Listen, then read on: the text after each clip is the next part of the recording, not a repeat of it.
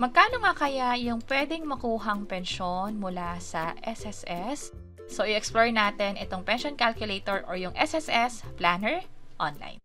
By the way, kung first time mo sa channel natin, gusto mo pa ng mga online tutorial videos katulad nito, please click the subscribe button. Ang gagawin natin ngayon ay gagamitin yung pension calculator kung saan magbibigyan tayo ng estimate na pwedeng makuhang pensyon sa SSS pag nag-retire na tayo. Pumunta lamang sa website ng SSS, that's sss.gov.ph, and then pumunta dito sa pension calculator. Tatlo yung i-consider na contribution, yung regular na kinakaltas sa atin o yung hinuhulog natin sa SSS, yung MPF, required din ito, kumbaga doon sa payslip ninyo, makikita nyo na kaagad yung kabuuan, pero ang parte talaga nun merong regular SSS at mandatory provident fund. Next naman is meron ding voluntary contribution. So, merong employed members, meron ding OFW, merong voluntary members. Para sa mga OFW at voluntary members, yung regular SSS contribution at yung MPF, voluntary siya. Ibig sabihin, kayo mismo yung naguhulog niyan, kasabay na rin yung sa pension booster. Pero para sa mga empleyado, kinakalta sa sahod, yung contribution sa SSS, at magkakaroon kayo ng voluntary na part. Ibig sabihin, pwede kayong magdagdag ng pension booster voluntarily at least 500 pesos monthly. And again, hindi naman nire-require na dapat meron kayong pension booster. Pero i-highlight lang natin na sa kasalukuyang setup ng pension calculator, kino-consider kasi yung tatlong ito. So para hindi tayo maguluhan, mas maganda na i-explore na lang din natin. Click natin tong proceed. Current age, let's say 35, and then magkano yung monthly income salary ninyo? Let's say nasa 35 din, 35,000 pesos. Choose one. Ibig sabihin, ano ba yung gusto mong calculation? Based sa desired monthly pension mo o yung target mong pensyon kada buwan pag nag-retire ka na? Or magkano ba yung budget mo na pwedeng idagdag sa pension booster? So let's say, monthly pension na lang muna ang target natin ay nasa 20 or maybe taasan natin 35,000 pesos. Click natin yung calculate. At ito yung pwede nating makuha, 35,000 nga, pero yan ay dahil sa pension booster na 14,069. So, kung wala kang pension booster na 3,287 contribution monthly, hindi mo makukuha itong 35,000 na contribution.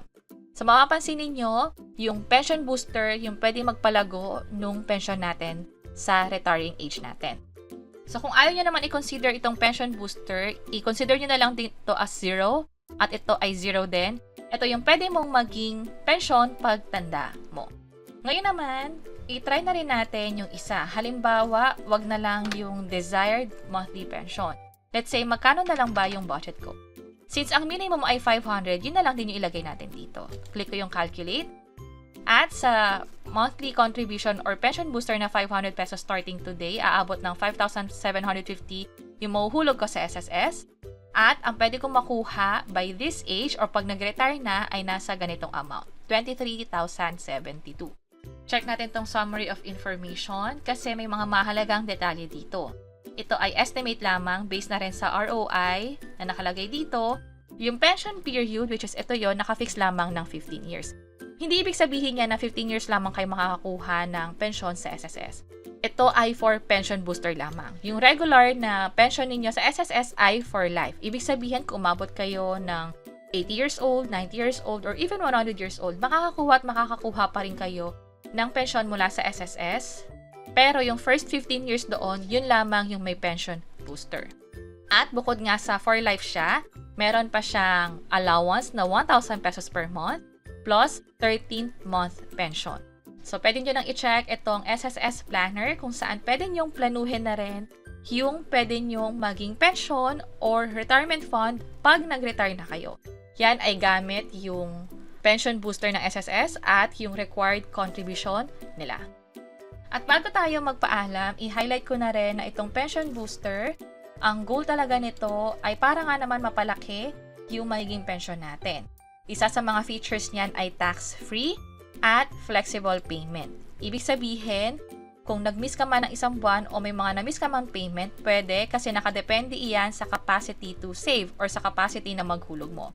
Pwede mo rin lakihan yung hulog mo sa SSS. Again, ang minimum ay 500. Ang maximum ay alam kong 50,000 pesos. So, try natin dito. Pag naglagay ako ng 100,000 pesos, magkakaroon na error na katulad nito. Also, kung mapapansin nyo, ang nakalagay dito is yung current age. Pwede nyo itong baguhin, depende sa case ninyo, at yung sahod nyo na rin.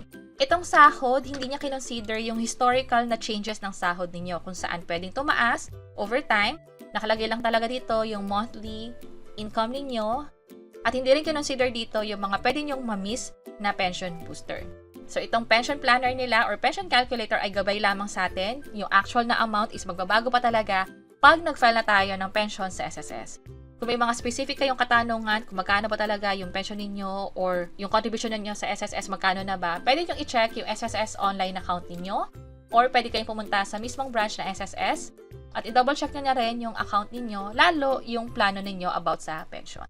And that's it. Sana nakatulong tong video na to. Kung oo, pakiclick ang like button at para sa iba't ibang mga tutorial videos, pwede nyo i-check ito nasa baba. Sana makatulong. See you sa next videos.